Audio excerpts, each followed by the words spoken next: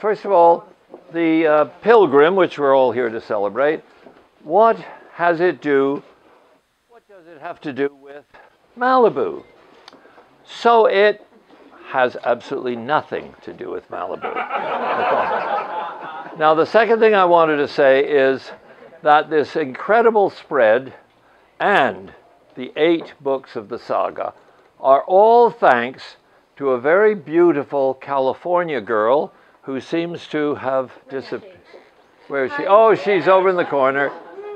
My wife, Joan, who...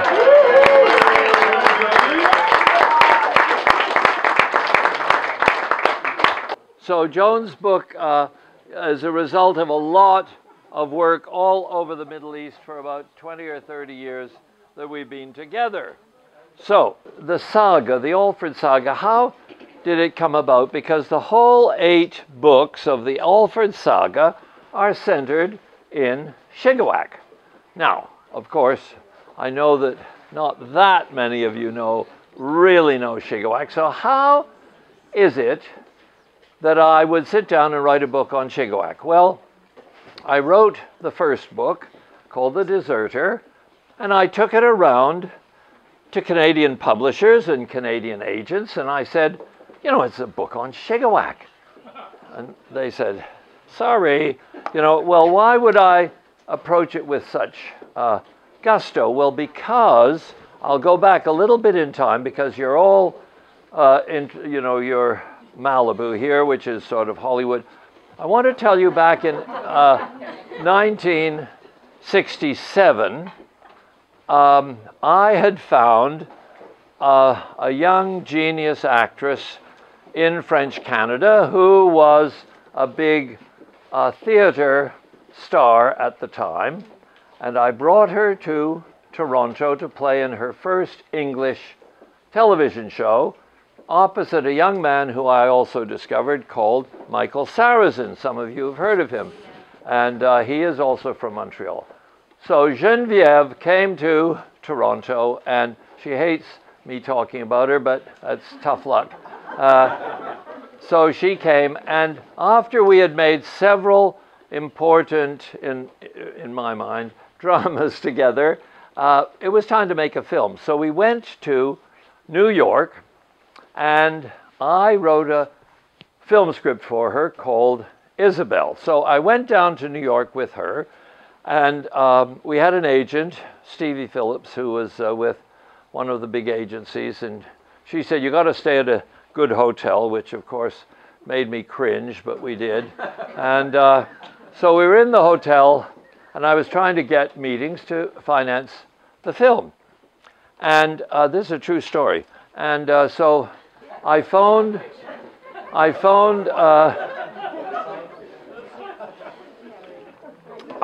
around, or my agent did, and I phoned Paramount Pictures, and I asked to speak to the chairman. Now, I want to tell you, because this is sort of interesting, in 1967, all the studios, the big Hollywood studios, were owned by moguls. They were run by moguls, and a small, well, pretty big, nuts and bolts company came and bought Paramount.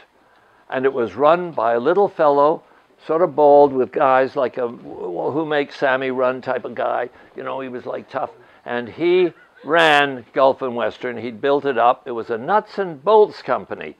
And he'd bought Paramount. Now, Paramount Pictures, at that time, all the editors, everybody on staff, they were all in a terrible tizzy. What's going to happen? We've been bought. So anyway, he was the dude. So I phoned his secretary and said, I'd like to see Mr. Bluedorn. And she called back, and I was in the hotel with Geneviève. I'm sure she doesn't remember. And he said, they said, come over at 3 o'clock. Mr. Bluedorn will see you. And I said, Geneviève, listen, we got an appointment with Charlie Bluedorn. We're going to his office. She said, no, we're not. I said, what do you mean? She said, tell him to come here. I said, what? Yes, that's the way to play it. That's a true story. I said, I'm sorry, you know, we have a lot on here. Tell Mr. Bluedorn you have to come and see us here. And then I thought, oh, shit. Whoa. She phoned back and said, he's coming right over. Oh, wow. What? Yeah. True story. And he came over. We had coffee downstairs in a little coffee shop, and he gave me the money to make Isabel in Shigawak.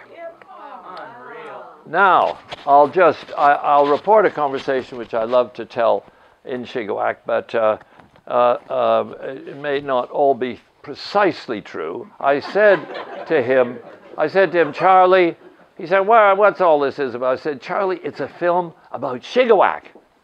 Where the hell's Shigawak? I said, Charlie, it's on the Gaspé coast. The Gaspé coast? Where the hell's the Gaspé coast? I said, it's in Quebec. And I think he said, where the hell's Quebec? But anyway, he gave me the money. So of course, since Paramount Pictures had given me the money to make a motion picture, why wouldn't somebody, you know, publish a book on Shigawak? Well, they didn't. Now, so I finished the book, I took it around. Now, most people would quit while they're ahead. But because I probably have an overdeveloped dose of foolishness, or perhaps it's because the onset of what do they call it, young senility or something, because I was only 70 at the time, I sat down and wrote another book, even though they didn't want that book either. So what did I do? I wrote the third book. And I kept writing, and I wrote the fourth book, which is this book here. I wrote the fifth book. I wrote the sixth book. I wrote the seventh book. And then Kim MacArthur of MacArthur and Company said, I'll do them all. So then I last summer wrote the eighth book. So I should just briefly tell you, because you see, you're all wonderful people and I love you all, and I don't want you out catching colds or rushing off into you know, supermarkets and stuff.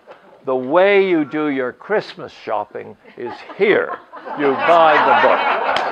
This book is about the Labrador coast. Now, I can hear Charlie Bluedorn saying, where the hell's the Labrador coast? Well, it's somewhere way the hell and gone. But what is interesting, it's 450 miles, the same distance as here to San Francisco or more, and there's the same as Shigawak, there's nothing there. There is a few little villages perched, and these houses, Joan and I went there 5 years ago to research, and we spent a lot of time there, and it's fabulous. It's all gray granite. The houses, when you build a house there, you normally put in foundations. There's no earth, there's granite. They perch haphazardly just on rocky capes. And nowadays they have sort of like sewage things, but they go over the rocks. And they've built little walkways between the rocks nowadays. They didn't in those days. So today even, there are no roads connecting these little villages. And in those days, there were no doctors, there was no nurses, there were midwives, they called them middas. There was no town councils, they hadn't formed into town councils, so there were no mayors, there were no police, there were no magistrates, nothing like that. And for 450 miles, one little guy, my uncle, Jack, a little clergyman, 25 years old, had to do it all. So you can imagine the scrapes he got into are just amazing. And that's this book, The Pilgrim. So anyway, I think that's about all you want to hear or know about of the Alford saga. But don't forget, Christmas is round the corner, and the books are here to be bought. So thank you all very much. Thank you. Thank you. Thank you very much. Well, now I can have a drink.